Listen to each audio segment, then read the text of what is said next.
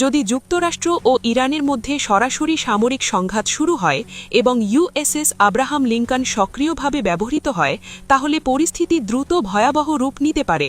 প্রতিদিন শতাধিক আকাশ অভিযান পরিচালনা করে ইরানের বিমান ঘাঁটি, ক্ষেপণাস্ত্র উৎক্ষেপণ কেন্দ্র, নৌঘাঁটি, সামরিক কমান্ড সেন্টার, এমনকি জ্বালানি ও পারমাণবিক সংশ্লিষ্ট অবকাঠামোতেও আঘাত হানা সক্ষম এই ক্যারিয়ার। একই সঙ্গে যুদ্ধজাহাজ ও সাবমেরিন থেকে নিক্ষিপ্ত ক্রুজ ক্ষেপণাস্ত্র ইরানের ভেতরের গভীর এলাকায় আঘাত হানতে পারে। এর ফলে ইরানের নৌবাহিনী মারাত্মক ক্ষতির মুখে পড়তে পারে এবং হরমুজ প্রণালীর নিয়ন্ত্রণ হারানোর আশঙ্কাও তৈরি হতে পারে। আর হরমুজ প্রণালী অচল হয়ে পড়লে তার প্রভাব পড়বে পুরো বিশ্বের জ্বালানি বাজারে। তেলের দাম থেকে শুরু করে বৈশ্বিক অর্থনীতি সবকিছুই পড়বে চরম অনিশ্চয়তার মুখে।